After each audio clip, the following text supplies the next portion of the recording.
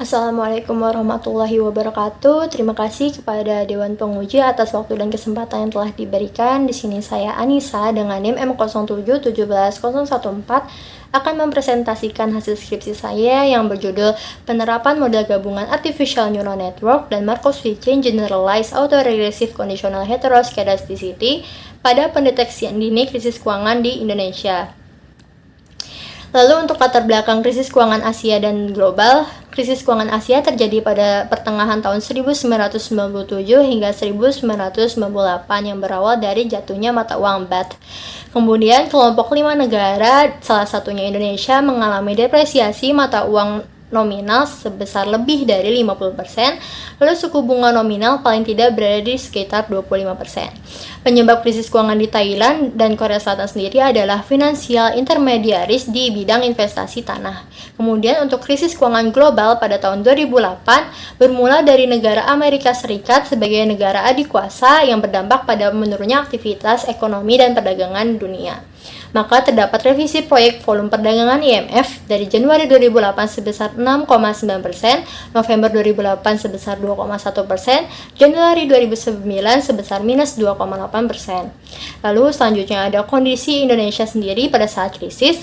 Yang pertama, pada saat krisis keuangan Asia di tahun 1997, Indonesia berawal pada tanggal 14 Agustus 1997, di mana nilai rupiah turun sangat drastis. Defisit neraca berjalan membesar karena laju impor lebih besar dari laju ekspor, lalu hutang luar negeri lebih dari 50 miliar US dollar baik swasta maupun pemerintah, adanya krisis kepercayaan penanam modal asing yang terus mengalir ke luar negeri, dan depresiasi rupiah. Lalu ketika krisis keuangan global pada tahun 2008, dampak buruk di Indonesia masih dapat dikatakan ringan karena pertumbuhan ekonominya masih mencapai 6,1%. Namun dampaknya sendiri di triwulan 4 tahun 2008 jika dibandingkan dengan triwulan 3, pertumbuhan ekonomi menurun sebesar 3,6% dan pertumbuhan ekspor menurun sebesar 5,5%. Selanjutnya untuk upaya pendeteksi krisis, ada 15 indikator menurut Kaminsky, di mana salah satunya adalah indikator ekspor yang akan digunakan pada penelitian ini. Ekspor merupakan pembelian negara lain terhadap barang dan jasa dari dalam negeri. Indikator ekspor merupakan data yang memiliki pola fluktuatif dan dimungkinkan data tidak stasioner. Salah satu metode analisis runtun waktu yang tidak memerlukan asumsi stasioner adalah Artificial Neural Network atau ANN.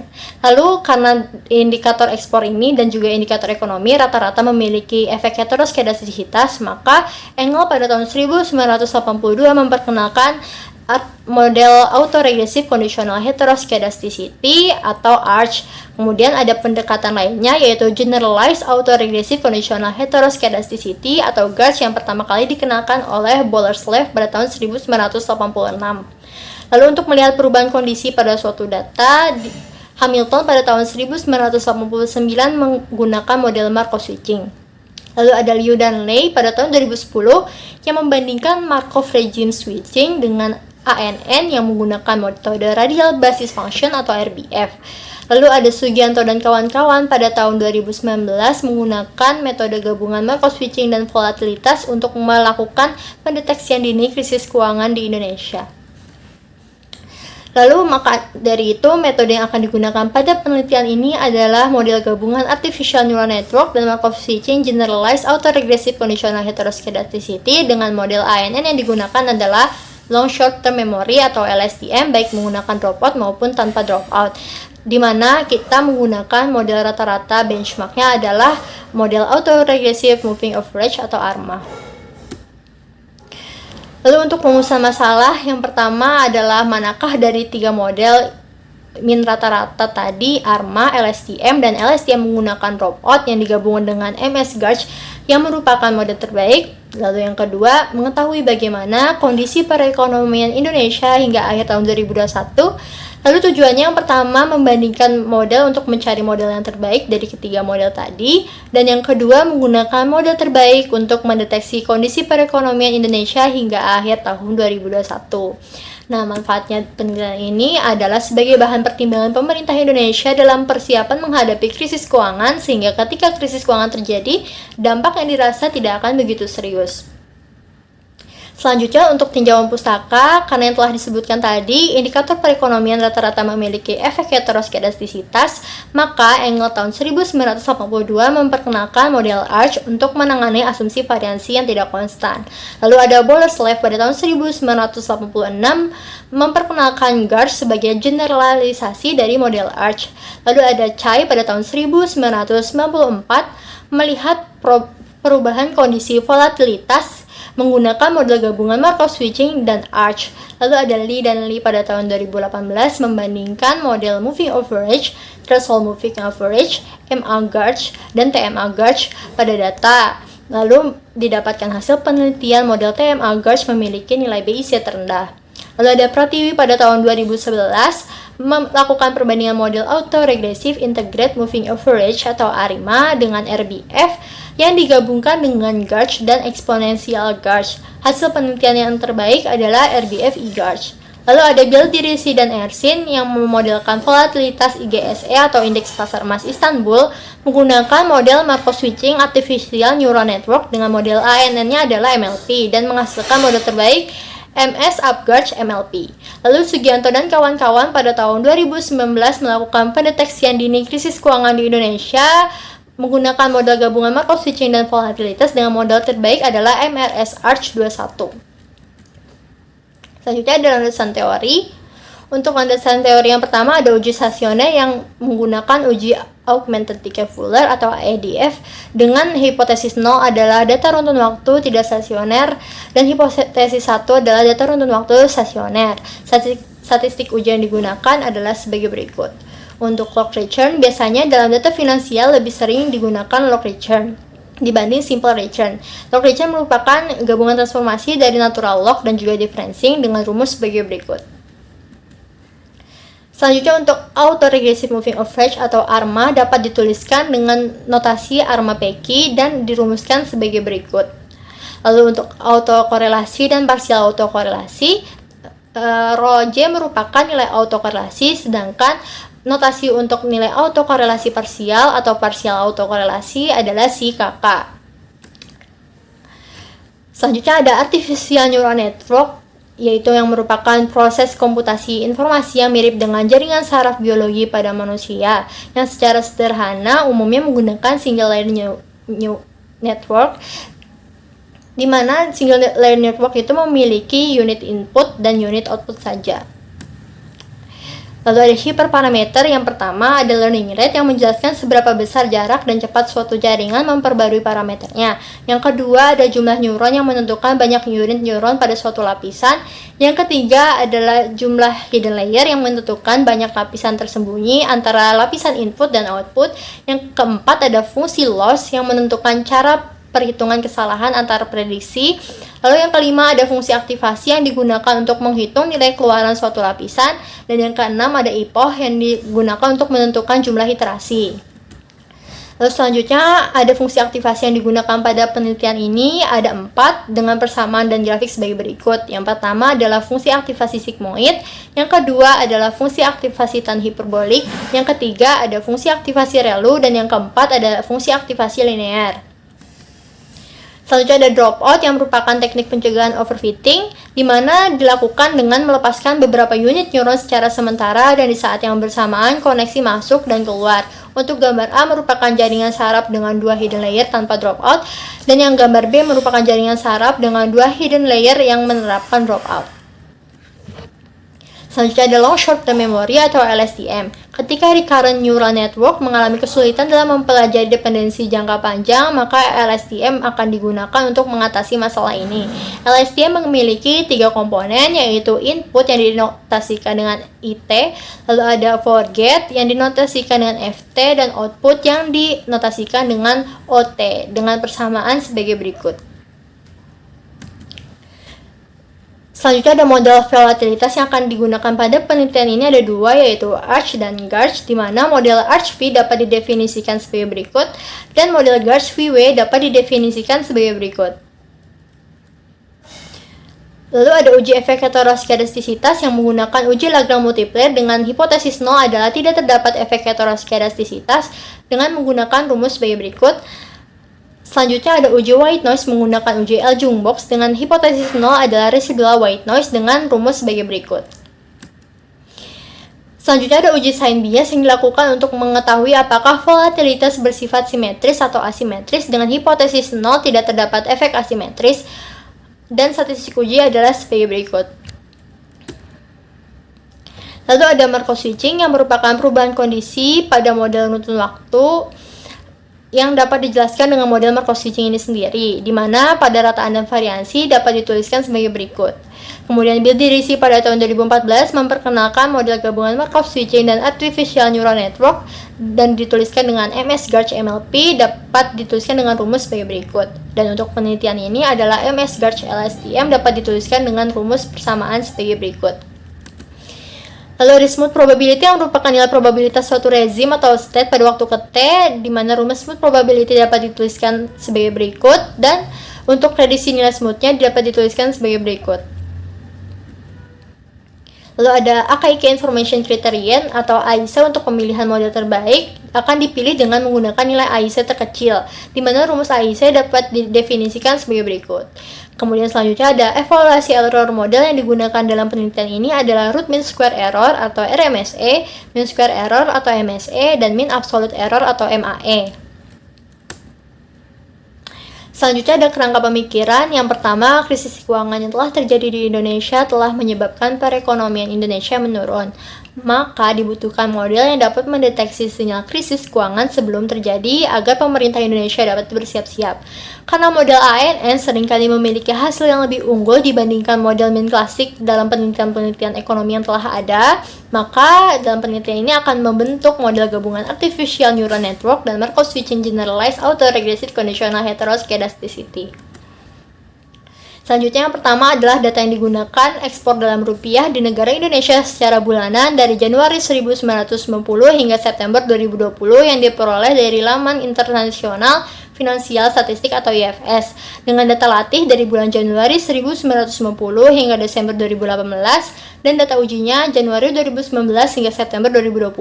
Nah, ini yang pertama adalah plot data asli dari data ekspor sendiri dari Januari 1990 hingga September 2020. Dapat dilihat p-value dari ADF tesnya itu lebih besar dari alpha yang berarti data tidak stasioner. Lalu setelah dilakukan transformasi log return dengan plot sebagai berikut untuk data log return-nya, p-value uji ADF sudah kurang dari alpha yang artinya data sudah stasioner. Kemudian untuk membentuk model autoregressive moving average atau ARMA, yang pertama dilakukan adalah melihat plot ACF dan PACF. Dapat dilihat dari plot ACF dan PACF, setelah leg 1 garis sudah di bawah batas signifikan dan turun sangat drastis, yang artinya kemungkinan model ARMA ada 3, yaitu ARMA 01, ARMA 10, dan ARMA 11. Dari ketika model tersebut dilihat signifikansi parameter dan AIC terendah dan menghasilkan model terbaik adalah ARMA 01 dengan persamaan sebagai berikut. Lalu dari residual ARMA 01 dapat dilihat bahwa residual terlihat fluktuatif dan berkelompok di rentang waktu tertentu. Lalu pada p-value Lagrange multiplier dapat dilihat bahwa p-value-nya kurang dari alpha yang artinya terdapat efek heteroskedastisitas. Lalu untuk uji L-Jungbox-nya, karena p-value lebih dari alpha maka model sudah white noise. Selanjutnya untuk model artificial neural network hanya digunakan plot PACF saja. Karena tadi setelah satu leg sudah di bawah batas signifikan, maka yang berarti hanya menggunakan satu time step dan kita memiliki satu variabel input dan satu variabel target. Lalu untuk LSTM yang tanpa menggunakan dropout akan kita baca dengan model LSTM. Parameter terbaik yang akan digunakan adalah sebagai berikut. Dengan nilai loss pada tiap epoch adalah sebagai berikut. Dapat dilihat nilai loss untuk baik data train maupun data testingnya terlihat smooth. Lalu untuk residual data LSTM-nya juga fluktuatif dan berkelompok di rentang tertentu, sehingga Lagrange multiplier p-value-nya itu kurang dari alpha, maka terdapat efek heteroskedastisitas. Karena p-value L-Jungbox-nya lebih dari alpha, maka model sudah white noise. Kemudian untuk model LSTM menggunakan dropout atau LSTM dropout, parameter terbaik yang digunakan adalah sebagai berikut, dan dapat dilihat nilai loss tiap epochnya. Untuk data training itu cukup kurang smooth, tapi untuk data validasinya atau data testingnya itu sudah terlihat cukup smooth. Dan residual dari model LSTM dropout juga sama, dia itu fluktuatif dan berkelompok di rentang waktu tertentu, dan dapat dilihat p-value dari Lagrange multiplier juga kurang dari alfa, sehingga masih terdapat efek heteroskedastisitas.